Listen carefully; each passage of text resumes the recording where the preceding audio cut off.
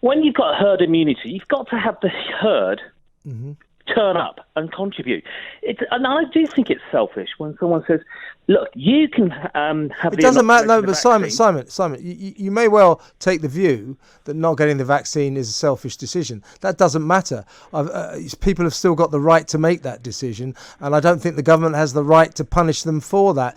In many minds, it's a perfectly legitimate decision, and to punish people for that, I think, is a disgrace.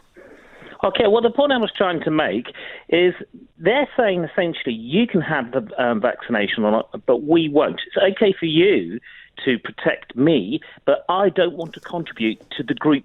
Mentality. I don't think that's their thought process. I think many of them have looked into the vaccine. They have concerns about it. They don't want to take it. But frankly, there are reasons for their decision, and none of my business, none of your business. It's their business. They've come to a decision as sentient adults about what they want injected into their body, or rather what they don't want injected into their body, and that is their perfect legal right to do that. And I think it's a disgrace that in a free democracy a government is contemplating punishing these people for that decision. Well, where we differ then is, I would say, is not. Let's treat them like adults, absolutely. But you choose the word punishment. I say choice. If I wanted to go to a holiday destination where it said these are the vaccinations you need to come here, you have a choice to have the vaccinations to prove it, or go somewhere else. Well, you mean if foreigners are coming here, or we're talking about people? We're talking about people who live here. Well, no. Well, residents of this country, citizens of this country. The point I'm trying to make is it's a choice. You can choose to go to an event. It certainly is. It is a choice. Yes. You can choose to go to an event, or a nightclub, or a football match, but if you go to that particular event, you have to produce documentation, or you can choose. Well, what about? Why should you have to produce documentation to prove you've had two? Because we've got a pandemic. But you have the right to refuse the vaccination. This is a free country. We cannot punish people for making this kind of decision. I'm making no comment about why people reach this decision. That's none of my business. What I do know is I live in an allegedly free democracy, and I cannot stand the idea of a government that thinks it has the right to punish people for deciding they don't want to take a particular kind of medicine. And again, going back to the basic point, you can choose to go to holiday destinations that don't need vaccinations, or you can choose to, you're determined to go to a country which does, and they say, fine, but you're going to need vaccinations.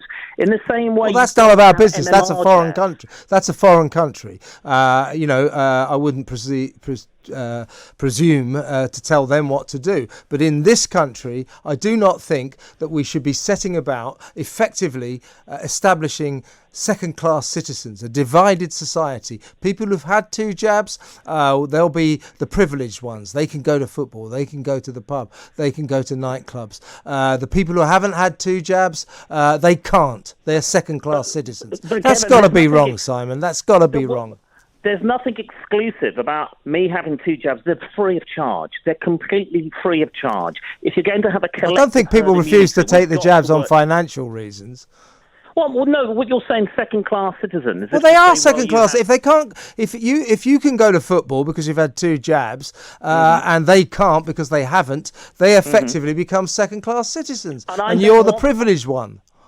Kevin, analogy: would you want to sit on a plane in which the captain says, we're about to take off? But you keep going back to aeroplanes. Let's talk about football matches. Let's talk about restaurants. Let's talk about nightclubs. It's a comparative which I think has many similarities. Well, it doesn't, because you're talking about foreign travel, and that is to do with rules and laws and regulations in foreign countries. It's got nothing to do with us. I'm talking about the collection of people in one place at one time. I wouldn't want to be on a plane when 15 of them had a highly contagious disease. I would choose not to. Well, don't get on the plane then. Exactly. I wouldn't. If I knew that, I wouldn't. Well, there you go. That's your choice. But those people, those 15 people, if they haven't got double jab, they probably won't be allowed into all sorts of countries. But just say you're going to a green country, those 15 people have got the right to get on that aeroplane without jabs, haven't they? For me, it is. I don't see the argument. If you're It's about liberty. It's about somewhere, liberty, Simon, and freedom of choice. What's about life? No, And no. death What, as what, well. what would you have? What would you? Medical. What about the medicine, Kevin? What about the science? What about it? What's that got to do with it? If you're going to reduce the risk of spreading the disease if you know that everyone has a vaccine passport. What is the big argument against that? Because it's illiberal. It's illiberal, and it sets up a divided society, and it is fundamentally wrong, Simon. But listen, I think I'm running out of time, but it was very good to talk to you, and you have your point of view and I have mine. There's nothing wrong with that. Please call us again. Always good to hear from you.